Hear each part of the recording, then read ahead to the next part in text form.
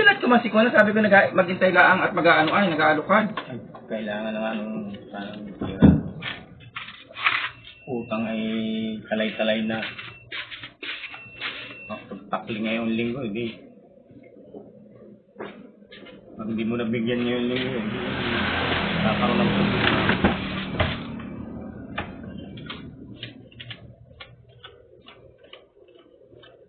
Ano?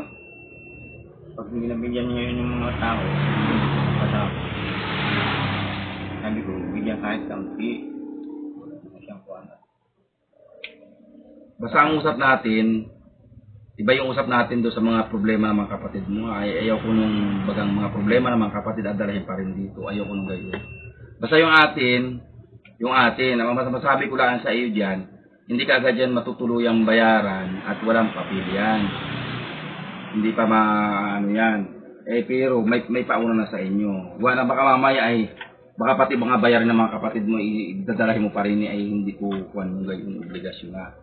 Basta may usap tayong bukod separated sa mga ganyang kuwan.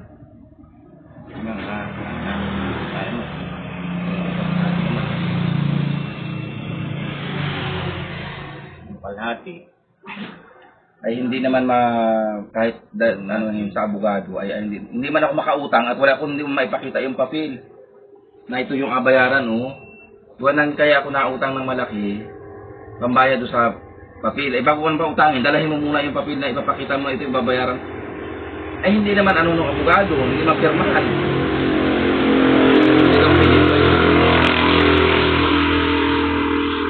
Kaya ang lalo ko darasa ay pauna na lang para ay.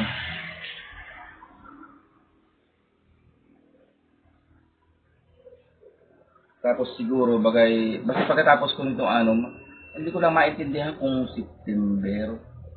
Basta yun ay ang pinakababa ng mga 100,000 mga September, October siguro.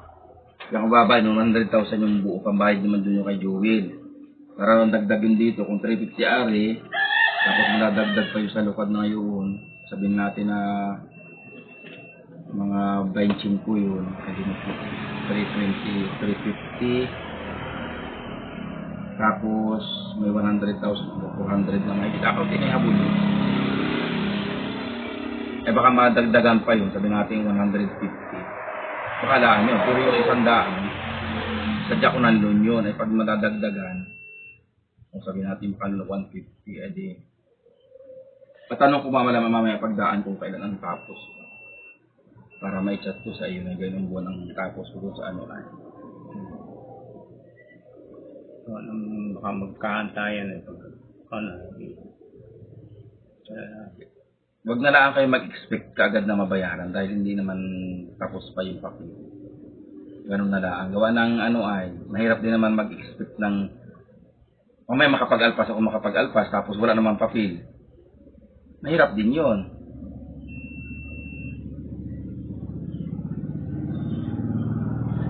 Kapaanalaan tayo. Basta yung sa usap natin yun, once na lumabas yun, next year, bayad yung lahat.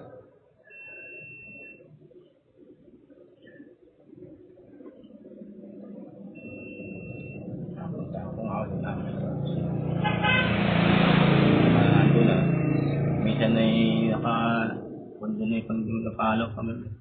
O nga ni. Yung kagaya naman, antay kami. Yung number ko namang natawagan, palit naman ako ng phone. Ayun, Mahirap ba sumilit ang Kaya may follow up, minsan taong pa raw. Natawagan daw ako sa number ng binigay. Natira naman yung SIM ko, palit ako ng phone. Bibigay ka ng bago. Galit nung huli, pumunta ko yung amin, pumunta na doon sa loob. Lapit na ang matawagan. Puntahan mo at mabigay ka na para ng bagong number. Pag-ahin na naman doon sa antayan ko pa yan, antayan ko. Magandang tumagal, hindi na makatiti. Pinuntahan ako doon sa bahay. Nung isang taong pa po ito.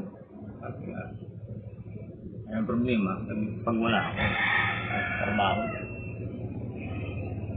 Gumawa ka ng authorization sa asawa mo para hindi ka nabalik.